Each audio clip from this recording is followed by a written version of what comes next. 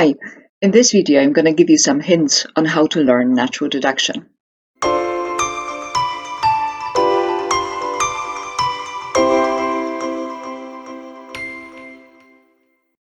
Hi, this is Logic Self-Taught with Dr. Phi. A lot of students have the following problem with learning natural deduction. They go to class, understand everything, find the inference rules simple, can follow all the proofs, and yet they have a problem either with doing proofs or if they do them, they make mistakes. This is a very common problem. It affects a lot of students without a formal mind, myself included. And in fact, very many smart people don't have formal minds. The problem for us is the way that we approach learning natural deduction. To learn natural deduction, we need to develop certain skills. And we don't develop skills by understanding. It doesn't work for other skills. You'll not learn to swim by understanding how to. You'll not learn a foreign language by understanding the grammar. You'll not get slim by understanding how to do it. To do proofs, you need two basic subskills. One is strategic thinking. The other is the ability to apply formal inference rules. As far as strategic thinking goes, we humans are actually quite good. We develop this skill in various games we play, where we try to reach a goal given certain moves that are allowed in the game. The problem for us is the learning of the moves that are allowed in the natural deduction game, learning to apply formal inference rules. This is something that most of us have problems with, even though very simple computers find the task very easy. The ability to apply inference rules, though, is critical. I offer 6 suggestions to help you change the way you approach learning formal inference rules. Suggestion number 1, practice. Watching a video, however exciting, on how to get slim will not make you slimmer. Watching a video, however exciting, on how to apply inference rules will not teach you to apply inference rules. You need to actively engage in the process. Moreover, you need to develop the skill of seeing certain patterns. When presented with a proof, the opportunity to apply certain inference rules should come to you immediately. You should just see it. And this is a skill that you develop with a lot of practice. You also need to be able to apply inference rules in a variety of different contexts, including cases where variables are substituted by complex propositions. So you shouldn't jump to the conclusion that you can apply an inference rule if you've applied it correctly in one context only. Whatever resources you use, be sure to do all the exercises. You should do the exercises until they no longer pose a problem, until you no longer make any mistakes, until they feel natural. They should become your second nature, like swimming moves. They should feel like a breeze. That's what you're shooting for.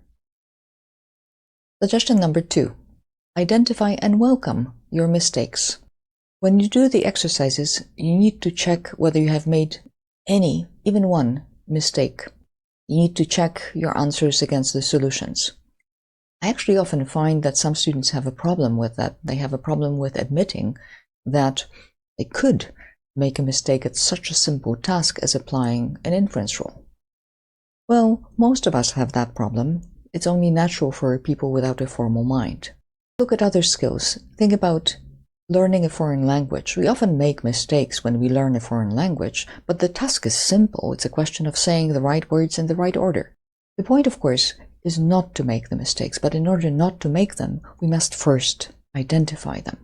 So treat your mistakes as your friends. They are your guides to what you still need to work on. They are ultimately there to help you. Suggestion number 3. Aim for 100% correctness.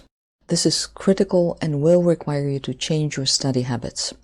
Most of us have some expected level of success. Some of us have a 70%, some 80%, others 95%.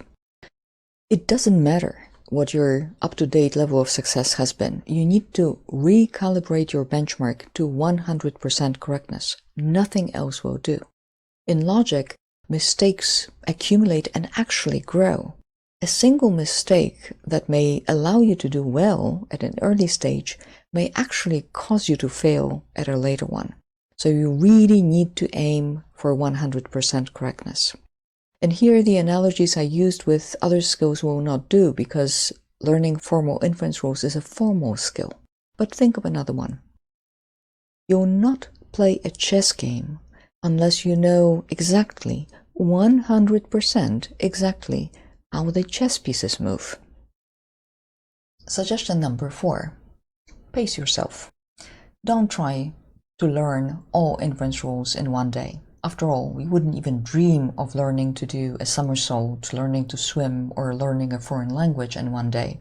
And you shouldn't do that for natural deduction either. Give yourself time. How much time will depend on an individual person. Sometimes a good tempo is to learn one inference rule a day. Some people will learn more rules per day. Some will require more days per rule. Whatever your tempo, bear in mind that you need to aim at 100% correctness, so you need to adjust your tempo to that goal. Suggestion number 5. Don't peak.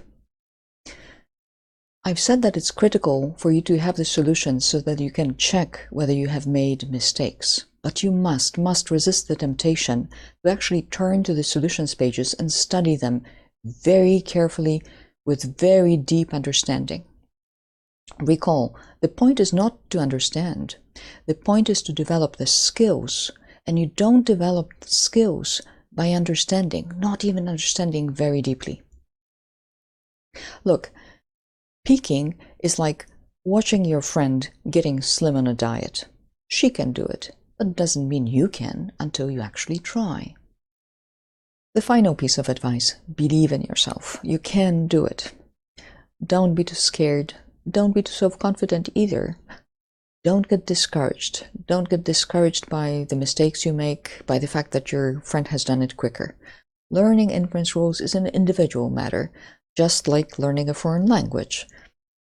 Some people can do it just like that. Others require a lot of training. Others of us need a lot of training, but we can get there.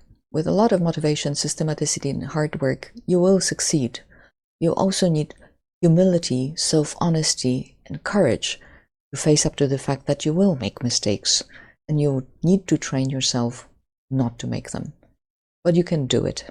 Don't let anyone, not even yourself, tell you otherwise.